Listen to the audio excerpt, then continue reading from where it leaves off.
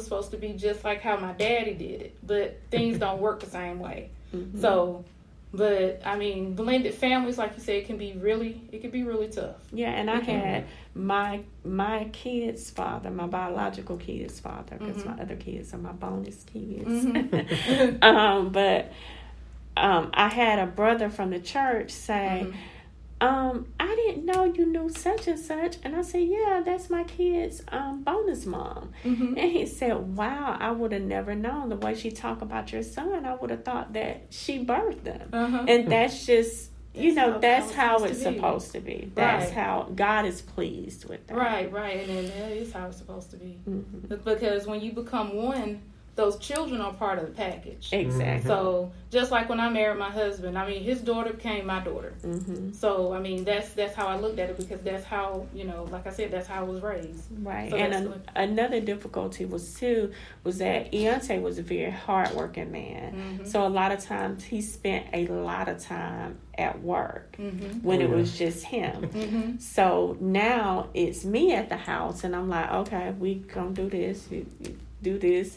And they're not used to that because he's not, for the most part, he's working a lot. So to have me coming in saying, do this, do that, and they're just used to their dad saying what they need to do. So we had to get through that. And another thing that I think was a very positive turning point was initially Eontae would kind of talk to them about a situation that happened, like, on the side.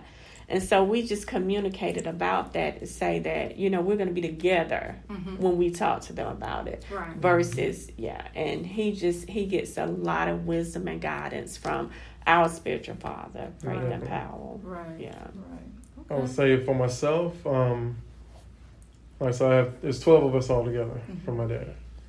And for anyone who knows my family, they don't know the difference. They don't know that my older 3 siblings actually have a different father. Oh, wow. There was never anything stepwise, no half, any of that. Right. And they never called my father stepfather. Right. And neither did he call them stepchildren. Right. He pretty much adopted them from the onset. And so there's always been dad, period.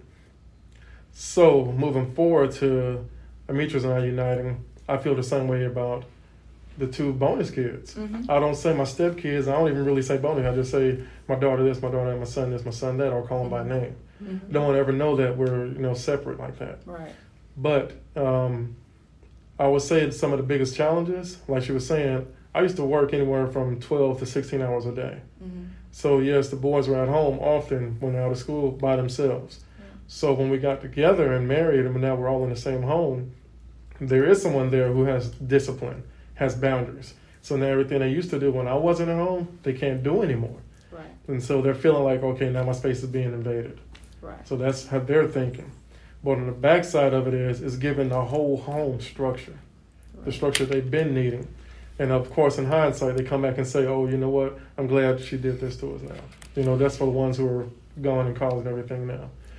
But even for myself, my biggest hiccup was truly understand the dynamics of protecting her and her feelings when it comes down to my 3 that I brought in and their mother on their side. Right. Knowing that whatever comes through that door has a spiritual effect as well as emotional effect inside of our home. And it can change the dynamics. And so it took me a little while to really hone in on that, to being, like I said, single for so long, just taking care of them by myself, to where I had to release those reins. Had to be able to be as one with her and let her input really soak into me as well, and just coming from my own point of view. Right. And that's so important, that it's both of your inputs, not just, one, but it's awesome. Now, we're going to be wrapping this up soon. What advice would you have for anyone out there that's thinking about getting married and they're going to have a blended family, or someone that's already in a blended family? I'm going to let Amitrice start on that one. Communicate. Yes. Communicate. And when I say communicate, I don't mean, just the shallow, I like you, you like me type stuff. But I'm serious when I say discuss things like money. Discuss things like even down to food. Like, he'll eat leftovers. He'll eat leftovers. After a minute, I'm tired. I don't necessarily, I got maybe one time and I don't want it. But that could be something that can put, just tension on your marriage. Right. So discuss everything. Do you feel like the kids need to eat all their food before they get from the table? Just discuss those things, because if you don't, when it comes up, it can potentially be an issue. And, the average person may say, food, really? Yes, food. So discuss those things. And I'll say, if you're thinking about getting married, definitely get you some wise counsel, some spiritual counsel. Yes, wise. We went to premarital counseling with our pastors. My then pastors, but we also went to the Pastoral Institute. So we did premarital counseling, and I can't say it enough. Just read the Bible with your mate. Read the Bible with your mate. Ephesians is a really good family chapter to read. Yeah. I would have to piggyback on her as well on the communication portion. But without communication, you have nothing. Just putting everything on the table, one of the biggest things that even for ourselves, we didn't do at the very beginning.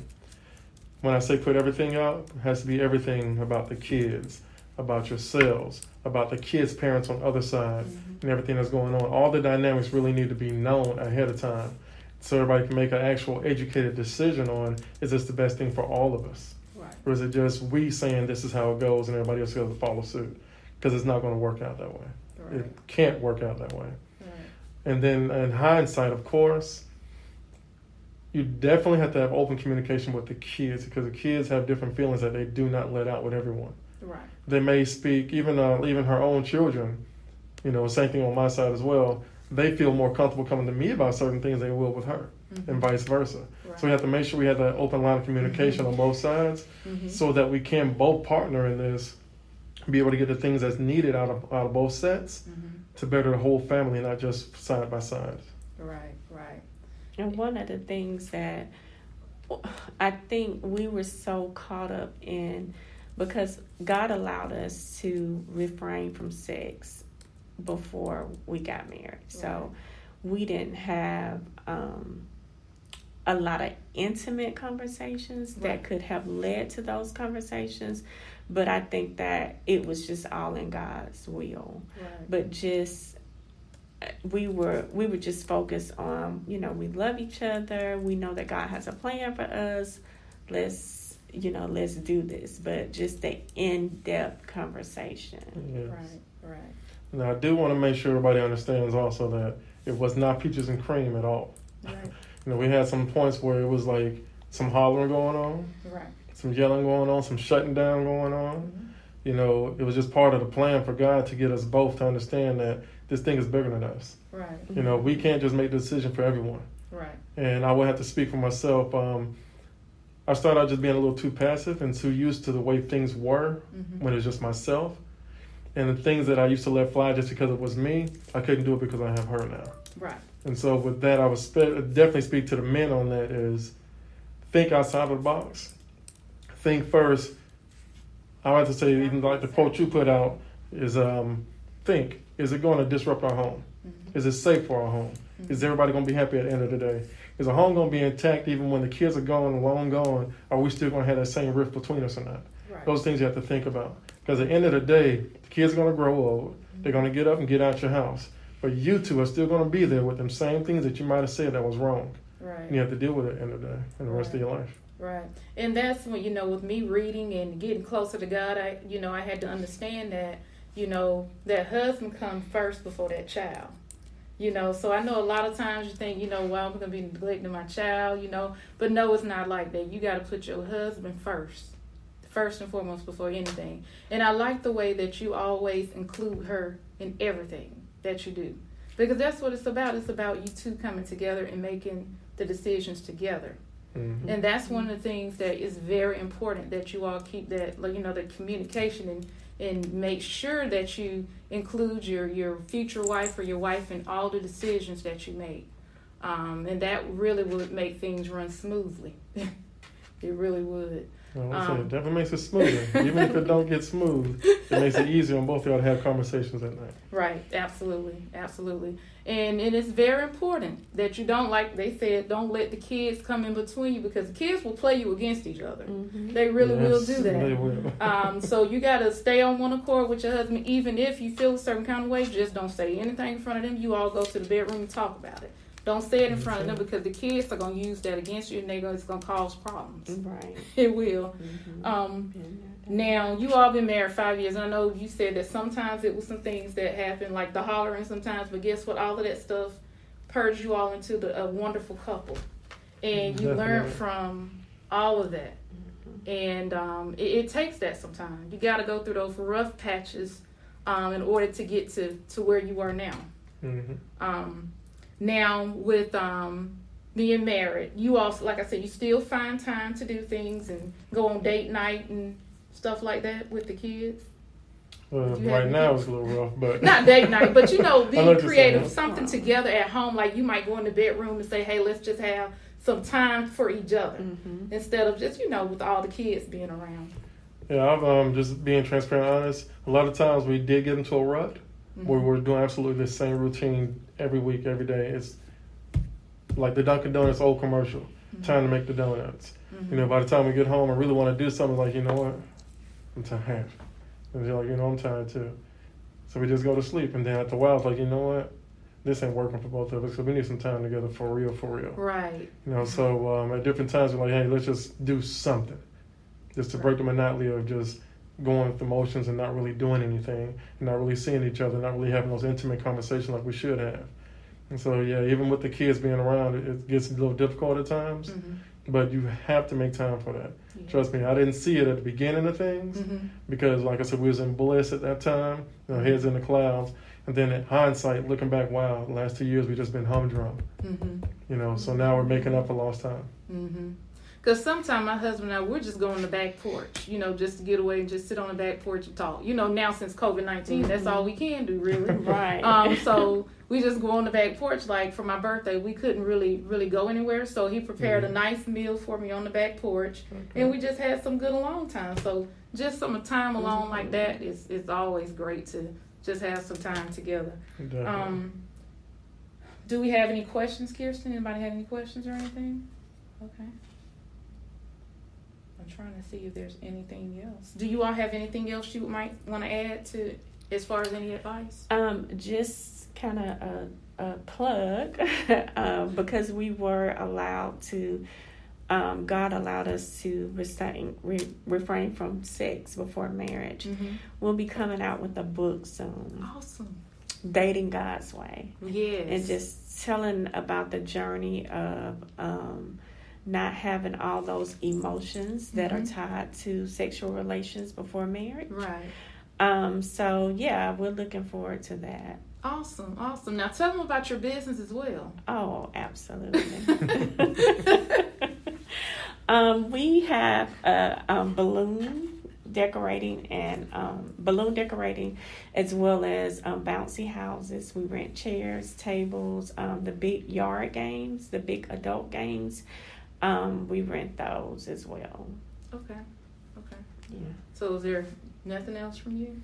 Pretty much said it all. Just like I said, biggest thing is just communicating through everything. And I would definitely say for those who are not married yet, for us, the biggest thing that bonded and helped us, not having sex. I know a lot of people think they're ready for it, but it brings a lot of mental things into play that you're really not ready for.